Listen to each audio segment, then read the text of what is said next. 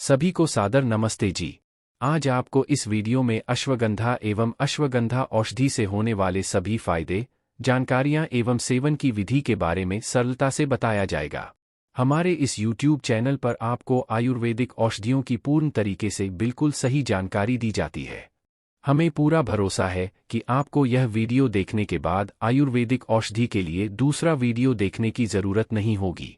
अश्वगंधा एक पौधा है जो आयुर्वेदिक चिकित्सा में प्रमुख स्थान रखता है। इसे भारतीय जिनसेंग के रूप में भी जाना जाता है, क्योंकि इसका उपयोग शरीर को तंदुरुस्ती में मदद करने के लिए किया जाता है। अश्वगंधा का वैज्ञानिक नाम विदानिया सोमनिफेरा है। यह एक मध्यम साइज की पौधा होता है, जिसके पत्तियां सफेद और फूल पीले रंग के होते हैं। इसकी जड़ें और पत्तियां औषधि के रूप में प्रयुक्त होती हैं, जिसमें विभिन्न औषधीय गुण होते हैं जो शारीरिक और मानसिक स्वास्थ्य को सुधारने में मदद कर सकते हैं। इसमें घोड़े की जैसी सुगंध आती है। अश्वगंधा का सेवन व्यक्ति की ऊर्जा, स्थिति और स्वास्थ्य को बढ़ाने में सहायक हो सकता है और इसे आयुर्वेदिक चिकित्सा में एक प्रमुख औषधि के रूप में माना जाता है। यहाँ कुछ मुख्य विशेषताएं हैं जो अश्वगंधा को चिन्हित करती हैं।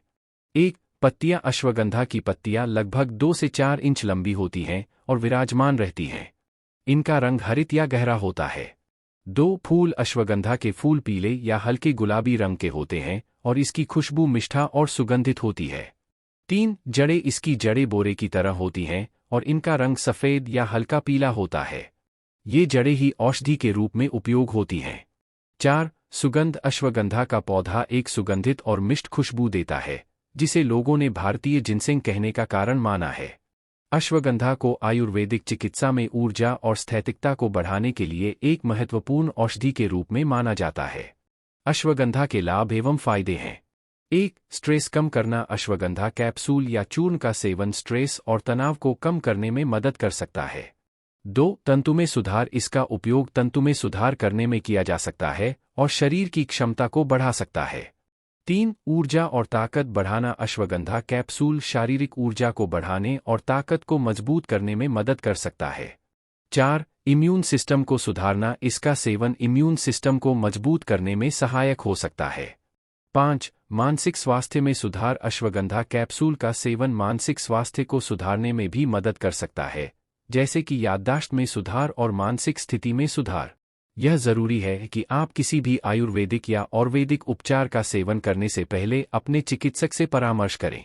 अश्वगंधा सेवन करने से पहले ध्यान देना जरूरी है कि हर व्यक्ति का शारीरिक और मानसिक स्वास्थ्य अलग होता है और इसलिए किसी भी उपचार का सेवन करने से पहले चिकित्सक की सलाह लेना चाहिए। कुछ लोगों को अश्वगंधा से संबंधित कुछ साइड इफ़ेक्ट्स हो सकते हैं, जैसे कि 1. नींद की समस्या। कुछ व्यक्तियों को अश्वगंधा से सेंसिटिविटी हो सकती है और उन्हें इसका सेवन करने के बाद नींद की समस्या हो सकती है। 2. अतिरिक्त ऊर्जा। कुछ लोगों को अश्वगंधा से अतिरिक्त ऊर्जा महसूस हो सकती है, जो रात को सोने में कठिनाई डाल सकती है। 3. जीर्ण कब्ज। कुछ मामलों में अश्वगंधा खासकर अधिक मात्रा में उपयोग करने पर जीर्ण कब्ज का खतरा हो सकता है। 4. अन्य संभावित प्रतिक्रियाएं। कुछ व्यक्तियों को अश्वगंधा के सेवन से एलर्जी या अन्य संभावित प्रतिक्रियाएं हो सकती हैं।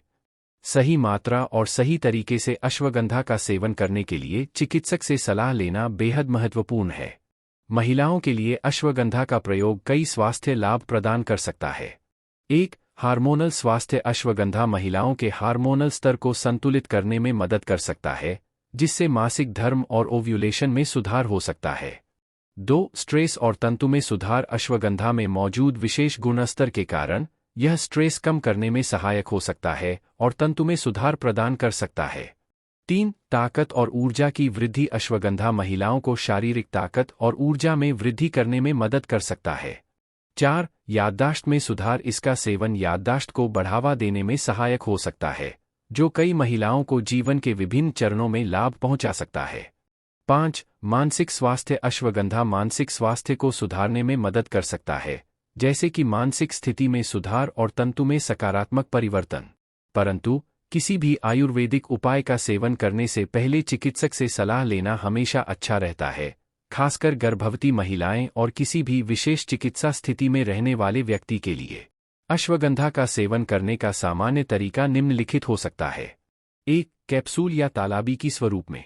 अश्वगंधा कैप्सूल या तालाबी रूप में उपलब्ध होता है। आमतौर पर दिन में 1 से 2 कैप्सूल का सेवन किया जा सकता है। इसे भोजन के साथ या खाली पेट लिया जा सकता है। चिकित्सक की सुझावानुसार 2 चूर्ण के रूप में अश्वगंधा चूर्ण भी उपलब्ध है, जिसे पानी के साथ मिलाकर लिया जा सकता है।